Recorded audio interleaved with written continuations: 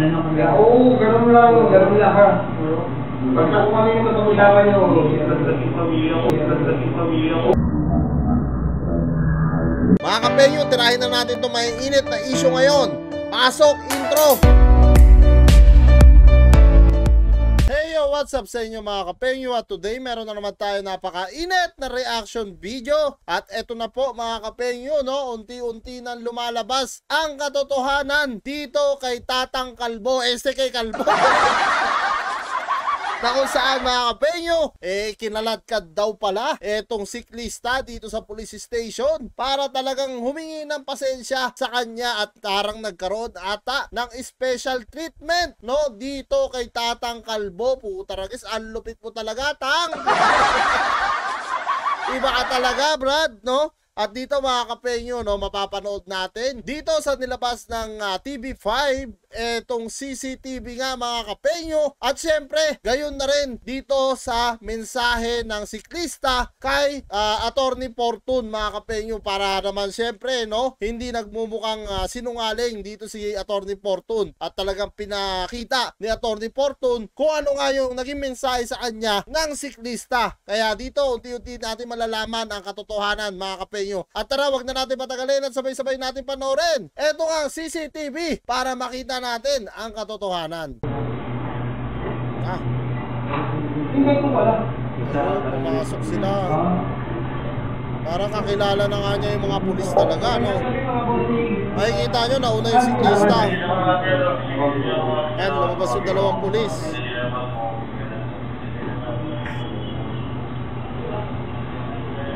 Nakita-kita sa CCTV. Ang linaw ng CCTV, oh. Yun yung bike ng siklista. Ayan ay siklista. Lumabas.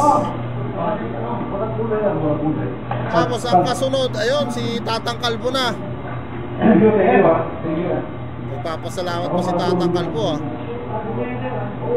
Mukhang nagkaroon na talaga ng areglohan mga kapenyo, no, na sinasabi nga nila, no, na pinapalabas daw nito ni siklista na wala daw katotohanan yung nagkaroon ng areglohan, no. Pero dito makikita natin, no, na talagang nauna pa nga si siklista dito kay Tatang Kalbo. May special treatment nga ba na nangyayari? Tignan nga natin. Yan yung ano, yung biker. Humihingi ko ako ng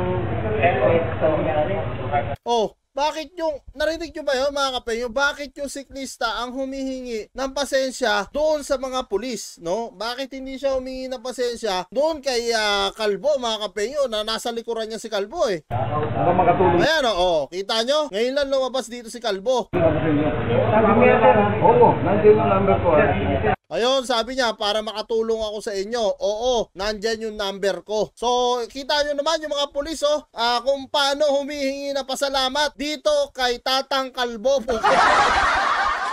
Iba pala talaga ang impluwensya nito ni Tatang Kalbo. Kahit natanggal na sa pagkapulis to, talagang sumasaludo pa rin sa kanya yung ibang kapulisan natin. Ang lupit mo, Kalbo!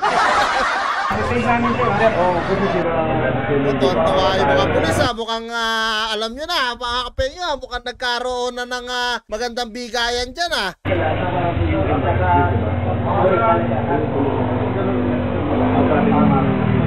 Oo nga, kaya pala sabi ng mga nag-comment, no, nabasa ko nga dito, at saka yung ibang mga vlogger, talaga nagkaroon daw ng special treatment. Hindi nga malayo, halatang halata dito sa video pala, sa CCTV, no? Puta, imbis na magpasalamat, etong si Kalbo, hindi, baliktad, ang pulis ang nagpapasalamat sa kanya. Wow, puta! Ang lupit mo talaga, Tatang Kalbo! Oh, sinutuwa pa siya.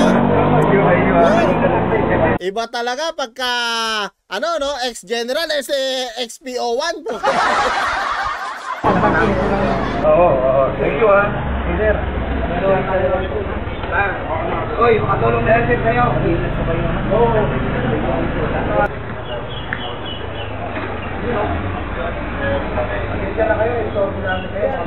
Grabe, oh. Yung siklista pa yung ano, talagang hingi ng pasensya rito. Ayan, oh, lalapit na, oh. Ayun, no.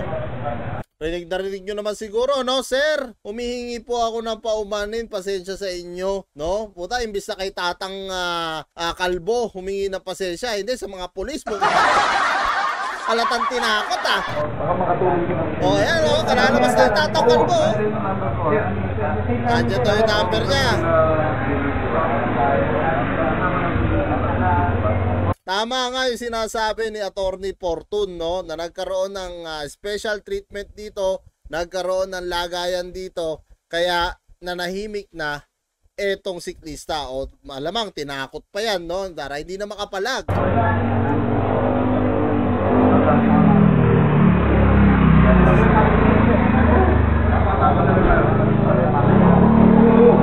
Grabe, sarap ng ngiti niya, oh. Yun yung pagkakamali niya. Nakangiti siya dyan, pero hindi niya alam may CCTV na kumalat. Yun lang ang pagkakamali mo. May vlogger na nagpakalat talaga.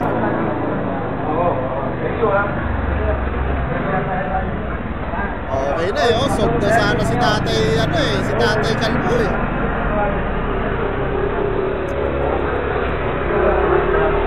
Yan ang mahirap. At dito mga kapelyo, basahin naman natin yung naging mensahe ng siklista dito kay Attorney Fortun. Ito ang sabi niya. Actually, ako pa ang nagbigay ng 500 yan kasi sa gas-gas daw ng kotse niya. Lito na ako that time kasi naghalo na ang pagod ko at gutom, kaya nag-usap na kami para matigil na nag-usap na kami. Pero babayaran ko pa daw yung damage sa kotse, kaya binigay ko na lang yung 500. Nung una, gusto pa kunin yung 800. Sabi ko wala akong pangkain kasi nga nanginginig na ako sa gutom. So yan, grabe talaga mga kapenyo yung ginawa sa kanya dito, no, na kung saan talagang walang-wala na etong siklista, no. Gusto pa talaga neto ni Tatang Kalbo na kuhanan siya ng 800. Ang lupit mo talaga, Kalbo.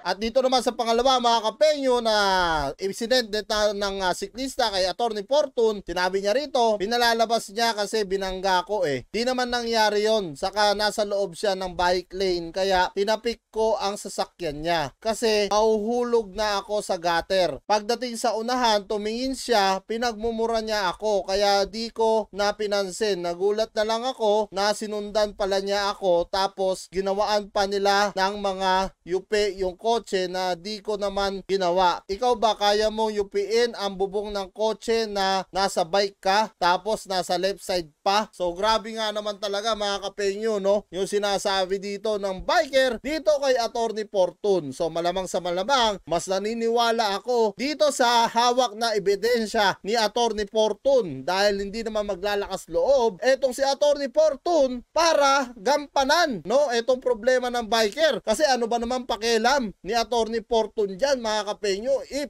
sakasakali man na makialam siya sa issue na to.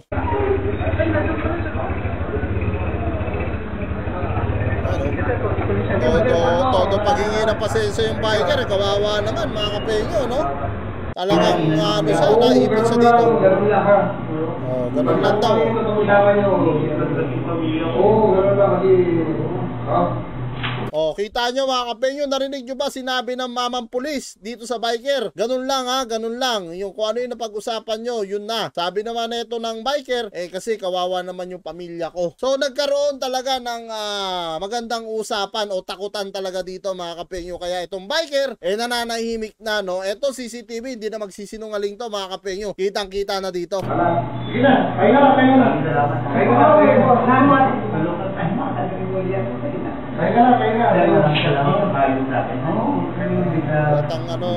Ano rito, biker. Panay salamat na lang naririnig ko eh.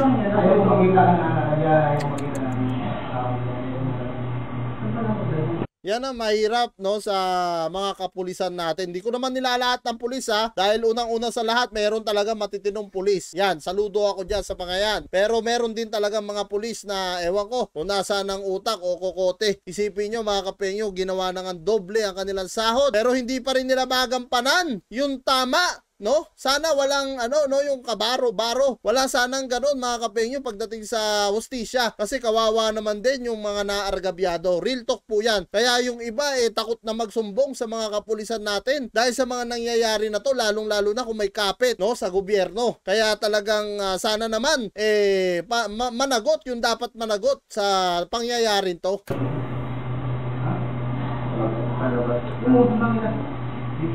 Mabait naman si tatay, high blood lang kanina. Oh, mabait naman daw si tatay, high blood lang daw. Rinig na rinig tatay, mga kapenyo. Hindi ko na nga kinontra yun. Hindi na daw niya kinontra. Paano mo kukontrahin? Tinakot ka na.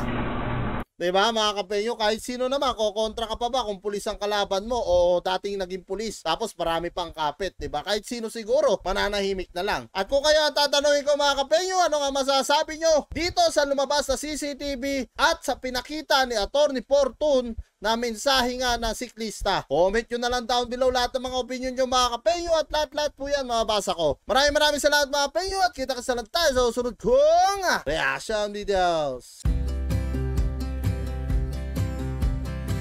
Would be up waiting for you if you had to leave. I would wait a lifetime if you were at sea.